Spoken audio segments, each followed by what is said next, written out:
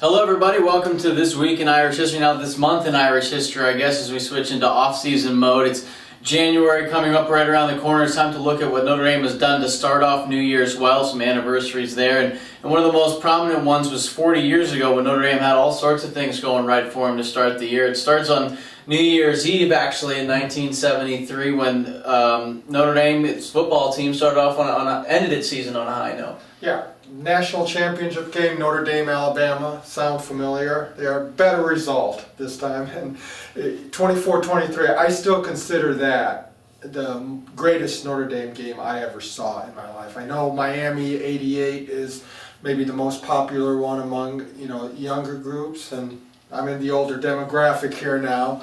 But when you have 7 lead changes in a national championship game, which has never occurred in any kind of championship, whether it's Super Bowl or anything like that, going back and forth, pulsating with a national title on the line, and it comes down to a final pass in the closing minutes from your own end zone.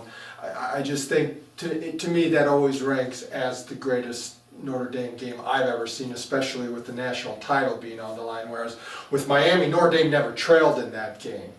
They got tied a few times, but it always seemed like they were in control, and it was still pulsating. But when you have it going back and forth like that, and with the national title on the line, knowing that's where it will be decided, I think that ranks number 1 for me. The good times kept rolling right after that for both basketball and hockey. 3 weeks later, it became kind of a unique hat trick in NCAA history. Both the basketball and hockey teams beat the number 1 team in the country as well. Basketball, obviously, the famous win over UCLA, ending their big streak there. Yeah, I mean, then you have the Sugar Bowl victory, and now Notre Dame is the national champion in football, and the students come back, and the first week they're back, the hockey team on Friday night hosts Michigan Tech, which is number 1 in the country, but the next day they have to host UCLA, which, oh, by the way, they have an 88-game winning streak going on right now, the longest in NCAA history for men's basketball. And they're holding the pep rally on one side of the dome for the UCLA game,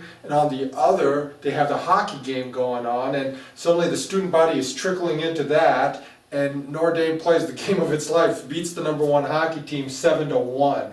The goalie, Mark Crono, makes 44 saves, so it was kind of that Olympic hockey moment, like for the USA team. It's like, wow, 7-1. The Russians, right? Yeah. It's like, so now the whole atmosphere, everyone is jacked. It's like, now we gotta beat UCLA. And the next day, UCLA comes out, shoots 70% from the field. They're up 35-18, and it's like, okay, all good things must come to an end. And what's forgotten is Notre Dame was ranked number 2. They were 10-0, and UCLA was number 1. Notre Dame had 3 first-round picks in its lineup. John Shumate at center, Gary Broca at guard, and a freshman named Adrian Dantley. And after that, it became one of the most incredible comebacks in history. Notre Dame's down 70-59, 3 minutes, 22 seconds left. No three-point line, no shot clock, and you scored 12 unanswered points against the John Wooden team. And it was pandemonium, absolute bedlam. The 73-74 team I still consider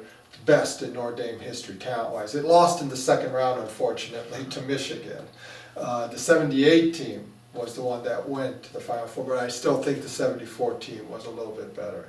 All right, well that's going to wrap it up for this month in Irish History for us. Thanks for joining us. We'll be back next month in February. And